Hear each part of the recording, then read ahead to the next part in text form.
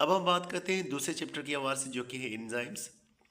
अगर हम एंजाइम्स की आवाज़ से बात करते हैं तो पहला सवाल ये लिखा हुआ है कि एंजाइम्स स्पेसिफिक इन नेचर क्यों होते हैं। क्योंकि एंजाइम की जो एक्टिव साइट होती है उसकी एक खास शेप होती है। आप एंजाइम का स्ट्रक्चर देखते हो तो आपको एक मुड़ी हुई नज़र जगह आती है, एक ये इस तरह से। ये जगह एक्टिव साइट होती है। एक्टिव साइट की एक खास शक्ल होती है और ख़ास शक्ल वाला सबस्ट्रेट आमतौर पर जो है इसके साथ में फिट हो सकता है।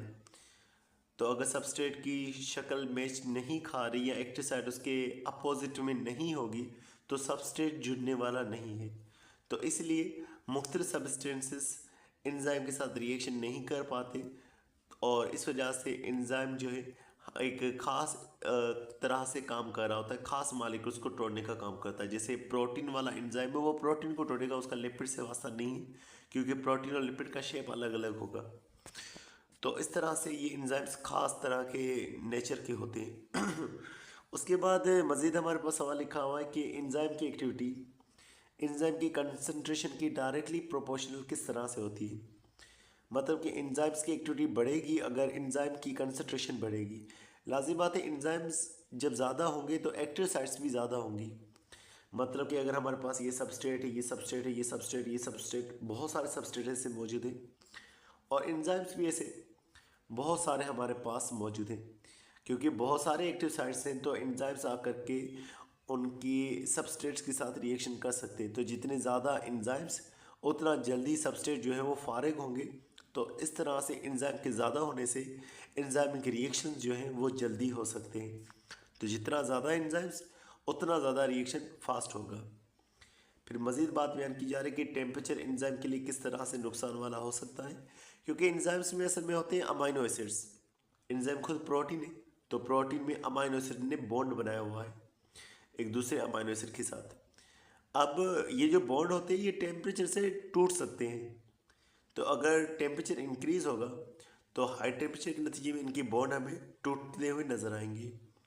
और दूसरा बात यह है कि अगर टेम्परेचर कम होगा तब भी मसला होगा क्योंकि टेम्परेचर की वजह से काइनेटिक एनर्जी बढ़ती है और मॉलिक्यूल्स एक दूसरे के साथ टकराते हैं, रिएक्शन जल्दी होता है। लेकिन टेम्परेचर के कम होने से भी मॉलिक्यूल्स का कोलिजन टकराव हमें कम देखने को मिलेगा। इस तरह से एक्टिविटी भी स्लो हो जाएगी। फिर बात करते हैं कि एंजाइम्स किस तरह से एक्टिवेशन एनर्जी को स्लो करते हैं। असल में एंजाइम जब सबस्ट्रेट के साथ जुड़ती है तो वो एक कॉम्प्लेक्स बना देते हैं, एंजाइम सबस्ट्रेट कॉम्प्लेक्स। और इस तरह से जो ट्रांजिशन स्टेट है यानी कि सबस्ट्रेट को तब्दील होना है प्रोडक्ट के अंदर, ये ट्रांजिशन स्टेट जो ज़्यादा एनर्जी रिकॉर्ड कर रही थी वो एंजाइम के साथ जुड़ करके ये कम एनर्जी रिकॉर्ड कर लेती है। तो एंजाइम जो है इस तरह से एनर्जी ऑफ एक्टिवेशन को डिक्रीज करता है। अब यहाँ पर एक और सवाल लिखा हुआ है कि एंजाइम की एक्टिविटी के ऊपर सबस्ट्रेट का क्या असर होता है।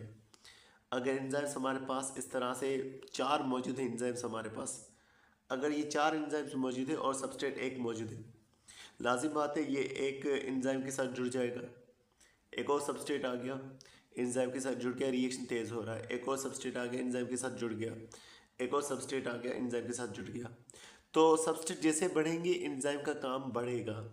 लेकिन तब तक ये चीज़ होती रहेगी जब तक कि एंजाइम्स की एक्टिव साइट भर नहीं जाती। मतलब कि अगर एंजाइम्स हमारे पास बिजी हो चुके हैं, अब सबस्ट्रेट बढ़ते जा रहे हैं, तो सबस्ट्रेट के बढ़ने से एंजाइम के काम के ऊपर अब मज़ीद फ़र्क नहीं पड़ने वाला।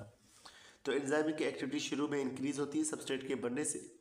फिर जब एंजाइम्स की एक्टिव साइट भर जाती है सबस्ट्रेट के साथ, फिर ये एक्टिविटी जो है ज़्यादा मज़ीद इंक्रीज़ नहीं होने वाली होती। फिर मज़ीद जिक्र किया जा रहा है कि प्रोस्थेटिक ग्रुप कौन सा होता है। एंजाइम के साथ एक दूसरा मॉलिक्यूल जुड़ा हुआ हो सकता है और वो जो है हमारे पास कोफैक्टर जो है कहलवाता है, जो एंजाइम के साथ जुड़ा होगा, जो नॉन प्रोटीन पार्ट होगा। अब ये जो नॉन प्रोटीन पार्ट है कोफैक्टर, अगर ये परमानेंट इसका हिस्सा बना हुआ है और ये ज़रूरी भी है एंजाइम के काम करने के लिए, तो इसे प्रोस्थेटिक ग्रुप जो है कहा जाएगा। अगर ये परमानेंट पार्ट नहीं होगा तो उसे को एंजाइम जो है कहा जाएगा। अब यहाँ पर डिफरेंस आ गया कि एक्टिवेटर और इनहिबिटर्स में क्या फ़र्क होता है।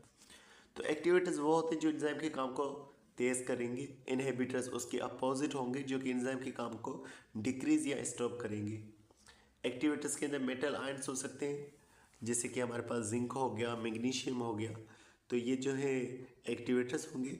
और इनहिबिटर्स में कॉम्पिटिटिव और नॉन कॉम्पिटिटिव इनहिबिटर होंगे। कॉम्पिटिटिव इनहिबिटर वो होते हैं जो एंजाइम के एक्टिव साइट पर आकर के बैठ जाते हैं और एक्टिव साइट को ब्लॉक कर लेते हैं, फिर सबस्ट्रेट जो होगा वो बेचारा वहाँ पर एक्टिव साइट में नहीं आ सकेगा। नॉन कॉम्पिटिटिव इनहिबिटर्स वो होते हैं जो कि एंजाइम की एक्टिव साइट को नहीं छेड़खानी करते, वो एक और जगह पर आ जाते हैं, लेकिन जब वो किसी और जगह पर जुड़ते हैं तो एक्टिव साइट की वो शेप को तब्दील कर लेते हैं। अब एक्टिव साइट आज़ाद पड़ी हुई है लेकिन उसका शेप क्योंकि मुख्तलिफ हो चुका है तो सबस्ट्रेट जुड़ नहीं पाएगा। तो ये दोनों ही एंजाइम के काम को स्लो करने का काम करते हैं, कॉम्पिटिटिव और नॉन कॉम्पिटिटिव इनहिबिटर्स। मज़ीद बात करेंगे एंजाइम को काम करने में मदद करते हैं ये एक्टिवेटर्स और इनहिबिटर्स एंजाइम के एक्टिव साइट के साथ छेड़खानी करके एंजाइम को जो है डिस्टर्ब कर लेते हैं।